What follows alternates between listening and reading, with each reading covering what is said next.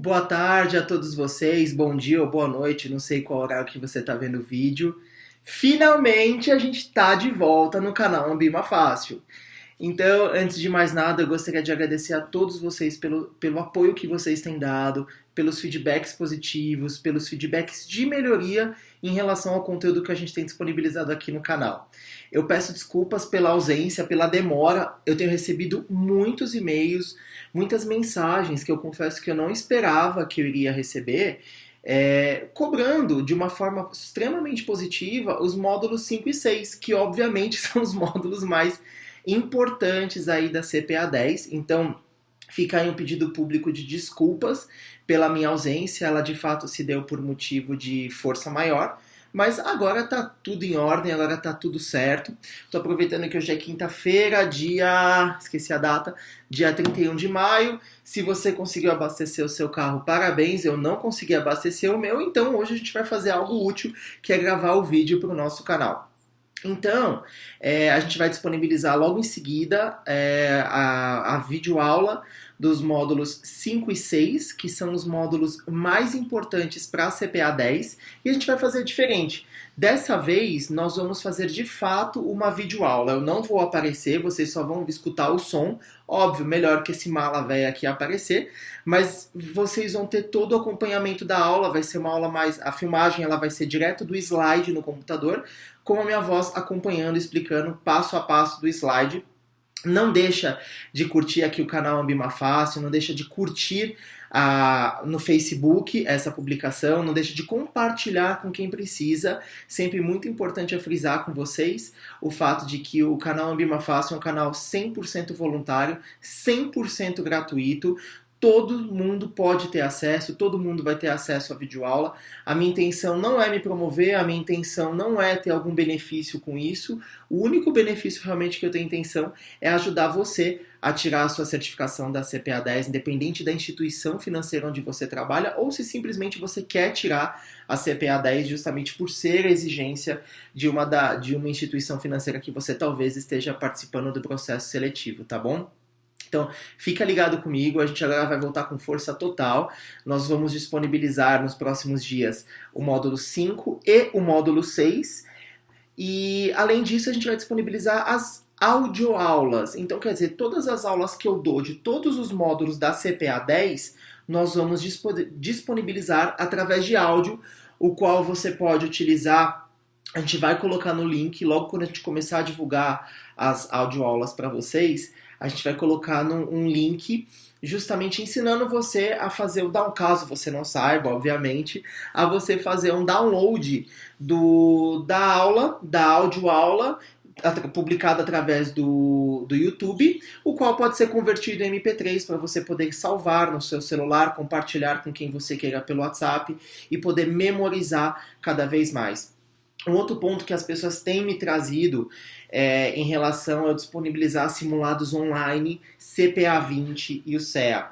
Isso são próximos passos, tá? A gente primeiro precisa concluir a CPA 10, todo o material, todo o roteiro e cronograma de estudos da CPA 10, e depois a gente começa os próximos passos aí que vem em breve, se Deus quiser, se der tudo certo, e a gente espera que vocês curtam a nossa página, compartilhem, se inscrevam no nosso canal e fiquem ligados. Uma outra coisa também importante da gente frisar é que o canal da CPA 10, ele é um canal que auxilia você nos seus estudos da CPA 10. É muito importante que você já comece a estudar, tá? Leia as apostilas que tem disponibilizadas em vários sites, em vários vídeos no YouTube, na internet, vários sites especializados na certificação. Esse canal que a gente criou, na verdade, é para ajudar você a minimizar a quantidade de dúvidas, a aumentar a sua visão macro e, principalmente, desmistificar que a Ambima é esse bicho de 7 cabeças, porque realmente ela não é. Então fica ligado aí com a gente, boa sorte, bons estudos para vocês e vamos para o módulo 5 e módulo 6. Até logo!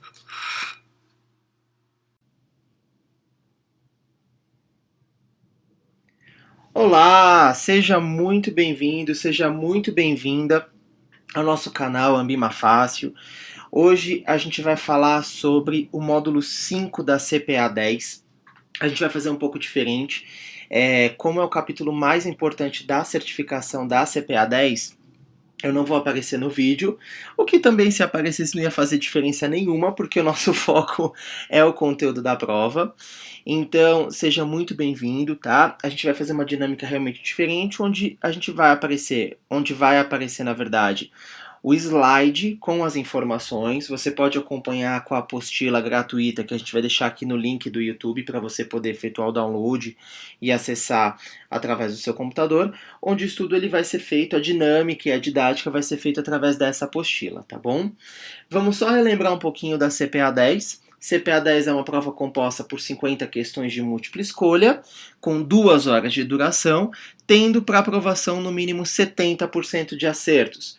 Lembrando que no primeiro semestre de 2017, a Ambima ela passou por uma atualização, onde tiveram algumas mudanças nos módulos, inclusive a criação do módulo 7, que a gente já viu aqui no canal, que é de Previdência, tá bom? Uma coisa que eu queria compartilhar com vocês, que embora pareça balela, é extremamente importante, é extremamente real, é o fato que 60% das reprovações se dão devido ao nervosismo e falta de atenção nos módulos mais importantes, estes que são os 5 e 6. O que eu queria dizer para você de coração a gente sabe que você provavelmente está sendo pressionada para tirar a certificação, para tirar a CPA 10, tem muitas instituições financeiras, o qual para você ser admitido nessa instituição, você tem que ter a CPA 10, então fica tranquilo, fica calmo, lembre-se que esse é o seu momento, é o momento em que você, com você mesmo, vai fazer a prova, vai se certificar, não deixa uma prova, um papel, um computador atrapalhar você. Já passou por muita coisa na sua vida, não é uma prova com 50 questões que vai te tirar do prumo. Não deixa isso cair na sua cabeça. Não escuta as pessoas que ficam falando: ah, Ambima é muito difícil, eu já fiz Ambima 500 vezes e não passei. Isso não dá ouvidos. E se você é uma dessas pessoas que fez as 500 vezes Ambima e não passou, vem comigo que a gente vai te ajudar, tá bom?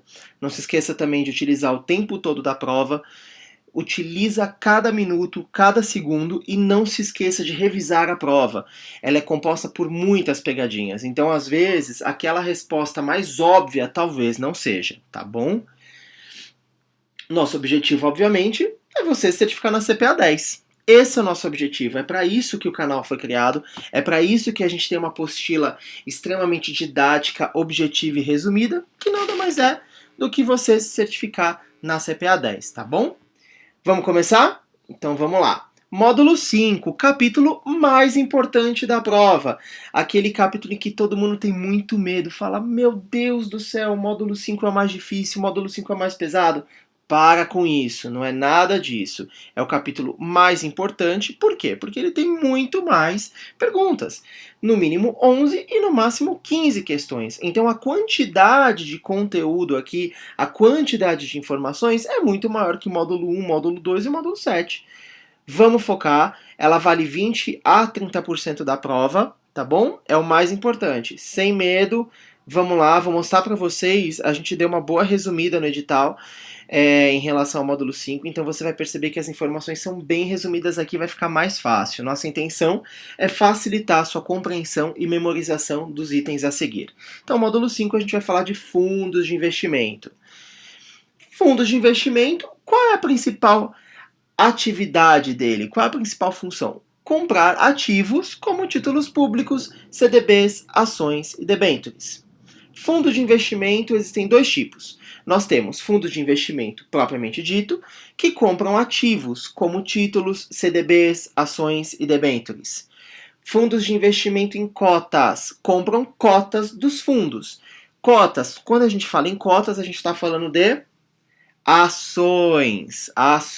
Então, por exemplo, alguns bancos não trabalham mais ou trabalham com o fundo Vale FGTS, ou o fundo, o nome do banco, enfim, Vale do Rio Doce. Então, quer dizer, era um fundo de investimento onde a composição da carteira tinha cotas de ações. Cotas, menor fração do patrimônio líquido do fundo, ok? Fundos de investimento, palavra-chave para vocês matarem toda a questão que pergunta o que é um fundo de investimento. Condomínio. Se você, por acaso, mora em um condomínio, óbvio que você sabe o que acontece na sua casa, é exatamente um fundo de investimento. O conceito de fundo de investimento está ligado em um fundo onde os cotistas, aquelas pessoas que participam do fundo, têm interesses e objetivos em comum, seja no mercado financeiro ou no de capitais. Mercado de capitais, estamos falando de ações, onde a propriedade dos ativos deste fundo de investimento é do condomínio. Os cotistas devem sempre ser informados e ter acesso às informações, como riscos, taxas, prazos, regulamento do fundo, assim como receber os extratos do mesmo e os demonstrativos para imposto de renda. Então, quer dizer, fundos de investimento, um grupo específico de pessoas que estão neste mesmo produto, ok? Que tem o mesmo objetivo em comum. Qual é o mesmo objetivo em comum quando um cliente, quando um cotista, ele adquire um fundo de investimento? Ter rentabilidade, ter maior segurança, ter menos risco, ganhar dinheiro.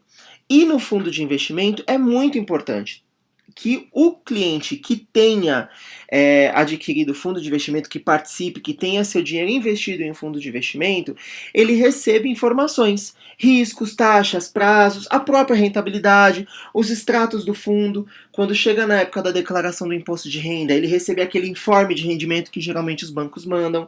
Então, pensa no condomínio. Pensou em condomínio, pensa, o que as pessoas hoje moram no condomínio, o que elas querem? Maior segurança, maior tranquilidade, transparência de informações. É exatamente o que um cliente busca quando ele ingressa em um fundo de investimento, tá bom? Chinese Wall. Chinese Wall tem como principal objetivo e conceito evitar a transferência de riquezas entre cotistas. Chinese Wall, um pouco de cultura inútil. Chinese Wall, na verdade, é um termo inglês da Muralha da China. A Muralha da China foi construída para quê? Para separar. Então, segregação. Palavra-chave em fundos de investimento, quando a gente fala de Chinese Wall, é segregação. Tem como principal objetivo e conceito evitar a transferência de riquezas entre cotistas. Isso é exatamente a definição de Chinese Wall, tá bom? Por quê? As instituições financeiras devem ter suas atividades de administração de recursos próprios e de terceiros totalmente separadas e independentes, de forma a prevenir potenciais conflitos de interesse. Exemplo para vocês entenderem isso. A filha do diretor do banco, tá? Ela trabalha na agência bancária onde o diretor do banco ele tem gestão sobre essa agência. Óbvio que você vai pensar, ela é favorecida, se ela for promovida, ninguém vai pensar que ela teve potencial para ser promovida. Vão pensar, é lógico, a filha do diretor. Então, para evitar esses conflitos de interesse, que existe a segregação e evitar a transferência. Me atrapalhei todo, né? Atrapalhei vocês também, eu sei. Então, vamos retomar. Filha do diretor de um banco trabalha numa agência bancária. Isso é somente um exemplo que remete o significado de conflito de interesses, tá bom? Retomando a aula, que eu confesso que eu acabei viajando mesmo, normal, desculpa. Chinese Wall, palavra-chave, segregação, e tem como principal objetivo e conceito evitar a transferência de riquezas entre cotistas. Viu a resposta dessa forma, pode ter certeza que é Chinese Wall, tá bom? E não se esqueçam que a palavra-chave é segregação. Todo condomínio não tem uma assembleia? Você que mora aí em condomínio, não tem aquela assembleia, aquela zona? Então, fundos de investimentos também, quando a gente fala, tem a Assembleia Geral de Cotistas, onde o principal objetivo é reunir os cotistas participantes do fundo em questão para tratar de assuntos referentes ao fundo. Exemplo, fusões, alteração de política, emissão de novas cotas, alterações de regulamento, assim como demonstrações contábeis do fundo. A convocação da Assembleia ela deve ser feita por correspondência encaminhada a cada cotista, com pelo menos 10 dias de antecedência, e é instalada com a presença de qualquer número de cotistas e registrada em ata. Pegadinha da CPA 10, pegadinha da Ambima. Gente, sempre cai essa pergunta, tá? No caso da Assembleia Geral de Cotistas, a mesma pode ser instaurada com A. Qualquer número de cotistas. B, no mínimo 10. C, no mínimo um cotista. de no mínimo 5 cotistas. Galera, não importa a quantidade de cotistas. Houve a convocação da Assembleia, os cotistas do fundo receberam essa convocação por correspondência, com pelo menos 10 dias de antecedência, atenção à data. Foi lá na Assembleia, participou uma pessoa, a Assembleia ela vai acontecer independente da quantidade de número de cotistas, tá bom? Fiquem atentos que isso daí é uma pegadinha, sempre cai. E também a questão do prazo, sempre 10 dias de antecedência. Vamos lá, vamos à hierarquia de quem manda nos fundos de investimento. Nós temos o administrador. O administrador do fundo, ele é o dono, é o responsável legal do fundo, é o chefão do fundo. Exemplo, Roberto Setúbal, ex-presidente do Itaú, atual presidente do Conselho de Administração. É ele quem mandava em tudo. E é o administrador quem divulga as informações para os cotistas. Muita atenção aqui, galera, em relação às atribuições de cada componente de um fundo, do administrador, do custodiante e do distribuidor, tá bom? Custodiante é o responsável pela guarda dos ativos do fundo. É aquele que responde pelos dados e envio das informações dos fundos para os gestores e administradores. Pode parecer extremamente balela, extremamente baixo, mas é verdade. Custodiante é o cu. É o cu. Pensa assim, pode parecer piada, mas lembra, o cu é ele quem se ferra. Por quê? É ele que envia as informações dos fundos para os gestores e administradores. Ele que é o responsável pela guarda dos ativos do fundo. Lembre-se da função deles. Distribuidor. Ora, o próprio nome diz, é aquele que distribui. Logo, é o responsável pela venda das cotas do fundo. O administrador, galera, ele também pode ser um distribuidor, tá bom? Gestor. O que o gestor faz? Ele admite funcionário, ele desliga funcionário. O gestor aqui não é diferente. Ele compra e vende as cotas do fundo. Detalhe, o gestor também pode ser um distribuidor. Auditor independente. O próprio nome fala, galera. Ele audita, monitora, supervisiona as contas do fundo pelo menos uma vez por ano. Pessoal, atenção com a periodicidade. O que um auditor independente faz? Auditora, monitora e supervisiona as contas do fundo pelo menos uma vez por ano. Fundos abertos. Pode ser solicitado o resgate das cotas a qualquer momento. Um fundo aberto, o cliente o investidor, o cotista, pode solicitar o resgate das cotas a qualquer momento. Fundos fechados. O resgate das cotas somente pode ser solicitado ao término de duração do fundo ou em virtude de sua eventual liquidação. Esse fundo acabou, não existe mais. A instituição financeira, a corretora, o banco, enfim, não vai mais trabalhar com fundo X. É a sua eventual liquidação.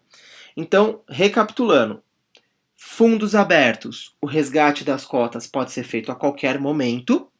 Vamos lá, um exemplo de um fundo em que o resgate pode ser feito a qualquer momento. Um fundo DI, um fundo RF, por exemplo. Fundos fechados, o resgate das cotas somente pode ser solicitado ao término de duração do fundo.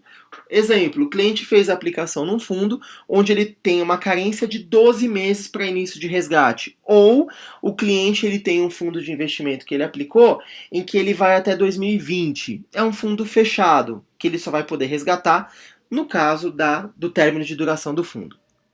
Fundos restritos. O próprio nome já fala também. Possui um grupo restrito de cotistas. Normalmente os membros de uma única família ou empresas do mesmo grupo econômico. Galera, eu sei que às vezes pode parecer muito confuso, mas vamos se atentar à objetividade. Então aqui a gente está falando o que cai, o que é o que e qual conceito. Então, por exemplo, fundo restrito possui um grupo restrito de cotistas, onde normalmente os membros de uma única família ou empresas de um mesmo grupo econômico. Ricardo, por quê? Não interessa. Não interessa.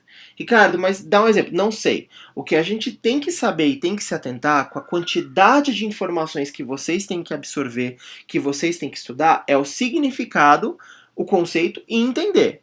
Tá bom? Então eu sei que às vezes pode parecer muito simples, muito não sei, muito talvez genérico, mas não é essa a intenção. A gente está aqui com a intenção de fazer um estudo muito mais direcionado, muito mais objetivo, facilitando a sua compreensão, tá bom? Tudo bem até aqui? Vamos que vamos. Investidor. Existem dois tipos de investidor. O investidor qualificado é aquele que tem mais bala na agulha. Pessoa física ou jurídica, atenção aqui, tá bom? Pessoa física ou jurídica com investimentos em valor superior a 1 milhão que atestem esta condição por escrito.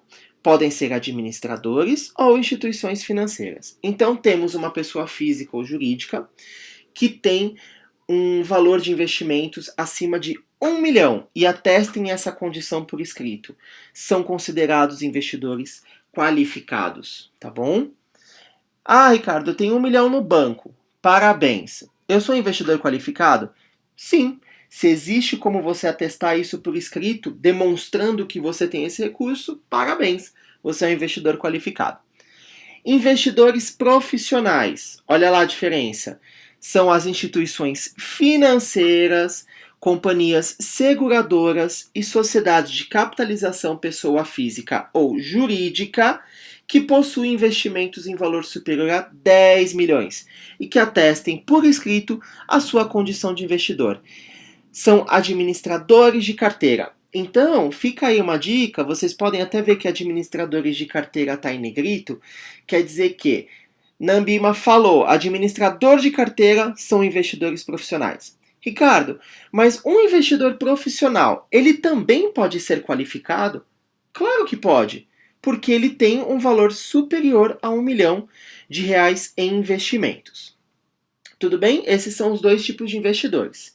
Sem delongas aqui é decoreba. Atenção aos valores, tá bom? E lembrem-se, pessoa física ou jurídica. Fundos exclusivos recebem a aplicação de um único cotista, sendo esse investidor profissional. Então, quer dizer, o cara ele tem 1 milhão de reais em investimentos, ele passou com um consultor de investimento, com uma corretora, enfim, e vai ser criado um fundo exclusivo para ele, para atender às necessidades do mesmo e estar totalmente alinhado ao seu perfil de investidor. É um fundo exclusivo, um único cotista. Eu vi que o meu vizinho, que é um investidor profissional, ele tem um fundo exclusivo. Eu posso ter também? Não. Fundo exclusivo. Recebe a aplicação de um único cotista, sendo que este investidor é profissional. Fundos de investimento com carência. Possui resgate após o término da carência. Simples, não tenho o que falar, certo? Eu apliquei meu dinheiro em um fundo, o qual a carência para resgate é de 6 meses. Então é um fundo de investimento com carência. Passou o período da carência, que neste exemplo que eu dei são 6 meses, eu posso resgatar meu dinheiro sem problema algum. Fundo de investimento sem carência. Possui liquidez diária, resgates a qualquer momento. Exemplo, CDB, um fundo DI, um fundo RF. Ricardo, e um fundo de investimento com carência? Vamos dar um exemplo, uma previdência, por exemplo. A previdência geralmente ela tem carência de 60 dias, de 12 meses, que o cliente ele não pode resgatar antes desse prazo. Tá aí, fundo de investimento com carência. Cota de abertura, conhecida no início do dia com base no patrimônio líquido do dia anterior. Não tem segredo aqui. Pode parecer confuso, mas não é. É bem simples.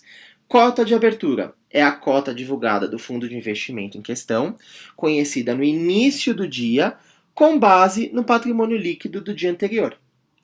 Cota de fechamento, calculada com patrimônio líquido do dia, com resultado em D mais 1 no dia seguinte. Exemplo, DOC. O cliente faz um DOC hoje, só que ele somente é compensado no dia seguinte. Aqui é super tranquilo, tá, galera? Se cair isso na Ambima, é importante vocês saberem a diferença, principalmente a questão da cota de fechamento, que é o cálculo do patrimônio líquido do dia em questão, o qual o resultado somente será divulgado ou refletido em D mais 1, isso é no dia seguinte. Fundo passivo ou fundo indexado. Fundo indexado é a mesma coisa que um fundo passivo. Qual é o principal objetivo desse fundo? Destes fundos? Buscam acompanhar o benchmark. Eles acompanham. O benchmark está lá, ele está indo atrás. Ele quer acompanhar, ele não quer superar. Ele apenas quer acompanhar um fundo passivo, não vai ter iniciativa para nada. Só quer acompanhar o benchmark. Lembra do benchmark? Parâmetro de referência? Beleza. Fundo ativo. Esse aqui é o cara que vai para cima. Ele vai buscar superar um benchmark. Ele não acompanha o benchmark, ele quer superar. Então, exemplo, eu tenho um fundo onde o meu benchmark é 80% da CDI. Mas esse fundo, ele está me pagando 90%. Então é um fundo ativo, porque ele está buscando superar um benchmark, superar um parâmetro de referência. Simples assim. Vocês estão vendo como não é também esse bicho de 7 cabeças? Vamos lá. Fundo alavancado pode apresentar perda superior ao patrimônio do fundo. Não podemos confundir fundo alavancado com fundo ativo. Isso pode ser uma pegadinha na Ambima, tá bom? O fundo ativo, ele busca superar um benchmark, enquanto um fundo alavancado pode apresentar perda superior ao patrimônio do fundo. Marcação a mercado. Objetivo de evitar a transferência de riquezas entre cotistas. Peraí, Ricardo, a gente já falou disso e você não disse que era marcação a mercado. Você disse que era Chinese Wall. Exatamente, muito bem, vocês estão espertos. Mas aqui, neste caso, marcação a mercado é evitar a transferência de riquezas entre cotistas, mas seu conceito está relacionado a garantir o valor da cota para que ela reflita a que preço o administrador dos recursos venderia cada ativo. Diferente de Chinese Wall, que o seu conceito está ligado a evitar o conflito de interesses. Olha a diferença.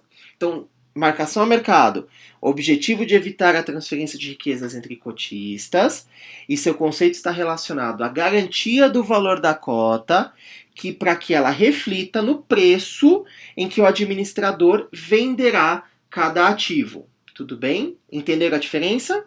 Beleza. Taxa de administração. Aqui a gente vai começar a falar um pouco dos tributos e encargos que incidem em um fundo de investimento, tá? Taxa de administração. Porcentagem paga pelos cotistas para a administração do fundo. Pode afetar o valor da cota. O que isso quer dizer? O fundo X está apresentando tal rentabilidade. E aí houve a incidência da taxa de administração, que pode ser talvez cobrada anualmente. Quando ocorrer a incidência da taxa de administração, que é uma porcentagem paga pelos cotistas para que o fundo seja administrado, ele pode afetar o valor da cota, o valor da rentabilidade, tá bom? Taxa de performance.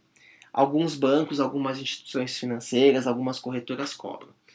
É uma taxa cobrada quando a rentabilidade do fundo em questão supera o benchmark, cobrada de forma semestral. Eu tenho um fundo de investimento da corretora XPTO e esse fundo tem um benchmark de 60% da CDI.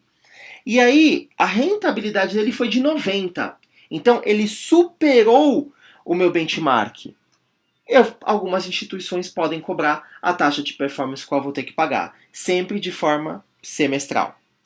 Taxa de ingresso ou de saída. Pô, super simples. É uma taxa cobrada quando é solicitado o resgate do fundo. Despesas. Despesas com o fundo cobradas, além da taxa de administração, são despesas de comunicação do fundo, relatórios, formulários e comissões da operação do fundo. Taxa de administração é para a administração do fundo. E despesas, a gente está falando de despesas operacionais, digamos.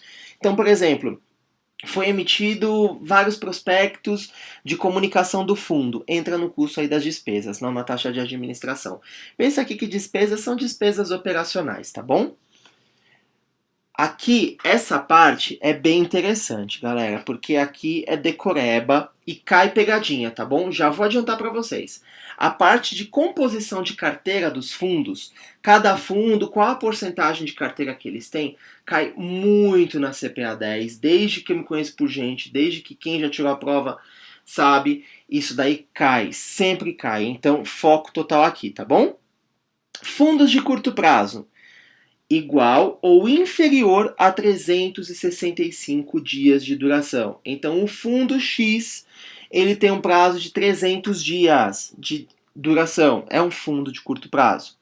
Tributação de imposto de renda de 20% e não possui taxa de performance. Ponto. Essa é a definição do fundo de curto prazo. Ricardo, mas por que o fundo de curto prazo não tem taxa de performance? Não interessa. Não é isso que a Ambima vai querer saber. Ela vai querer saber se você sabe o que é um fundo de curto prazo. Fundo referencial. 95% no mínimo da carteira desse fundo tem que tentar acompanhar o benchmark. Olha só, benchmark a gente fala que é uma referência, certo? Fundo referencial é a mesma coisa. É um fundo que apresenta uma referência, ele quer ser uma referência. Logo, em um fundo referencial, 95% no mínimo da carteira tem que tentar acompanhar o benchmark em questão. Fundos de renda fixa, RF, aqueles tradicionais. São fundos de longo prazo. Se um fundo de curto prazo ele é igual ou inferior a 365 dias, um fundo de longo prazo é superior a 365 dias. Simples assim. E falando de um fundo RF, de um fundo de renda fixa, ele é a longo prazo e um patrimônio líquido ou composição de carteira de 80% de ativos em renda fixa. Ok?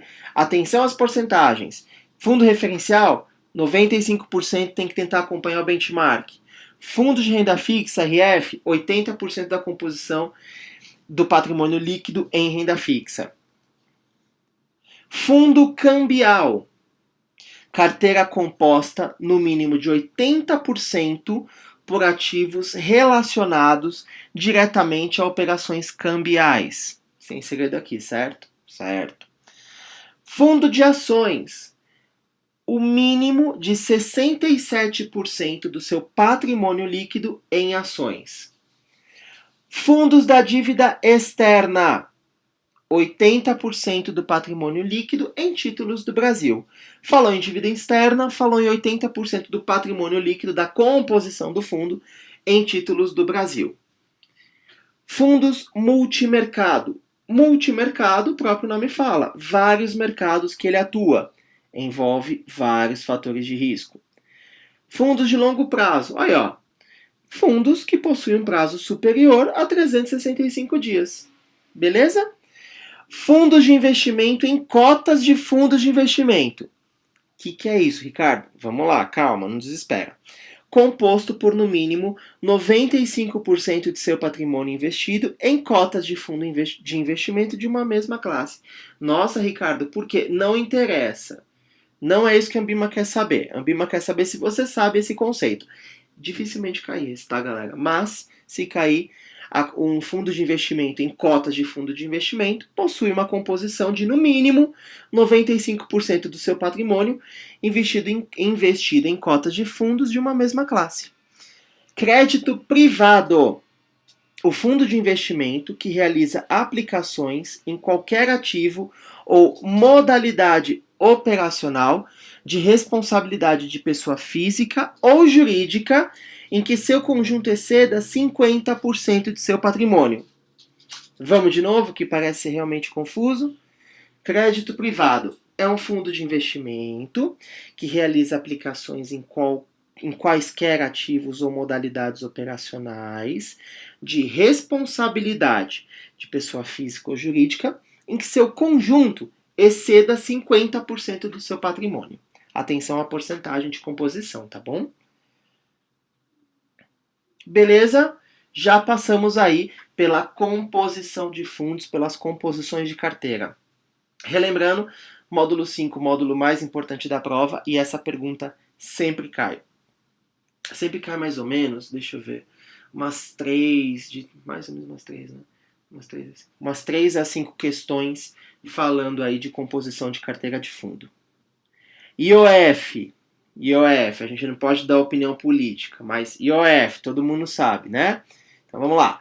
IOF, impostos sobre operações financeiras, imposto pelo governo, onde vocês sentiram o silêncio da pausa dramática, né? Quando eu falei depois de governo, beleza. Onde operações de até 29 dias podem incluir IOF e acima de 30 dias todas as operações financeiras são isentas. O IOF é cobrado sobre os rendimentos e o IOF incide sempre antes do imposto de renda. Vamos lá. Um exemplo para ficar bem claro para vocês, para matar essa questão. CDB é um produto de tesouraria, tá? O qual o CDB, quando o cliente ele efetua uma aplicação, ele tem imposto de renda que incide sobre o que rendeu no ato do resgate, tá? E ele tem IOF. Se ele resgatar esse fundo de investimento, se ele resgatar o CDB dele com antes de 30 dias de aplicação, ele vai pagar IOF, ok? Antes de 30 dias da data de aplicação, o cliente vai pagar IOF. Depois de 30 dias da minha data de aplicação, eu não pago IOF, vou apenas pagar o imposto de renda de acordo com a tabela regressiva. Isso é, quanto mais tempo eu deixar meu volume de investimentos, meu produto aplicado, menos imposto de renda eu vou pagar. Ok? Pegadinha de Ambima. O IOF sempre incide antes do imposto de renda, nunca depois. Ok? Simples, né? Imposto de renda sobre fundos de investimentos. Já vou falar. Só uma interrupção rápida. Se você estiver escutando um barulho de alguém roncando, uns barulhos meio estranhos, já estou adiantando que é meu cachorro que está aqui. Ele não me deixa gravar em paz, tá bom? Então ele está aqui atrapalhando. Vamos ver se ele vai dormir, esse cachorro velho aqui.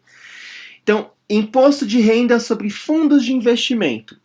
Porcentagem cobrada no resgate ou semestralmente, depende do regulamento e tributação dos fundos. Exemplo, come cotas.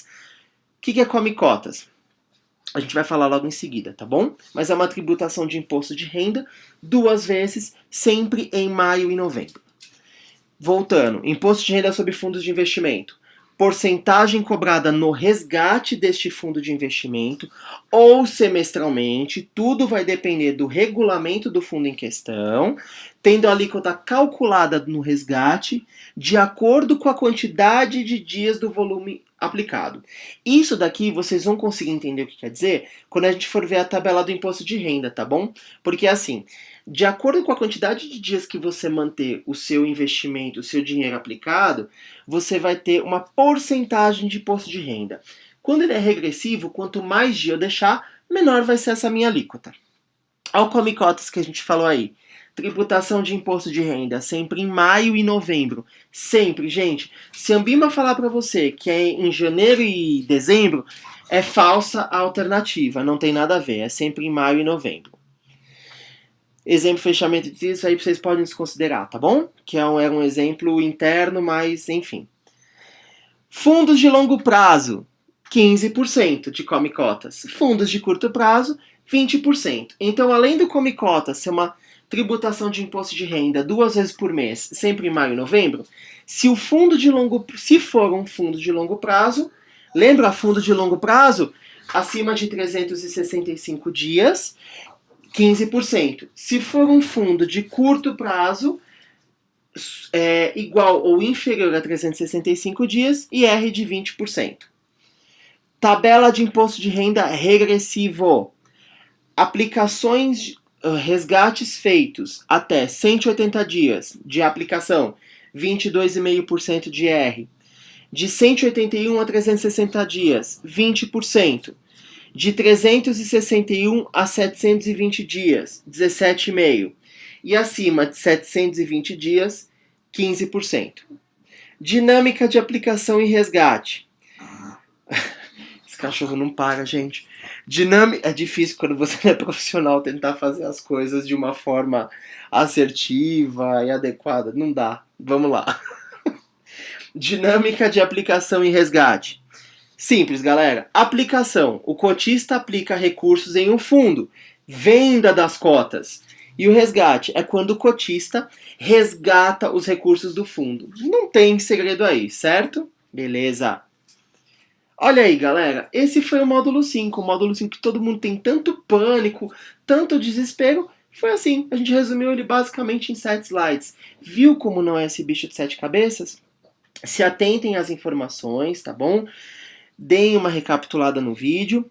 Esse foi o módulo 5, espero que eu tenha ajudado vocês. Uma boa sorte, bom estudo para vocês, obrigado pela participação. Desculpem as interrupções na gravação. E é isso aí. Qualquer dúvida, vocês têm o e-mail, tem a apostila aqui. Não deixa de marcar, de curtir e de compartilhar aí com aquelas pessoas que querem tirar a CPA 10 e estão tensas, principalmente com o módulo 5, tá bom? Agora, hoje é dia 31 de maio, são 20 horas e 14, então uma excelente noite para todos vocês. Até logo.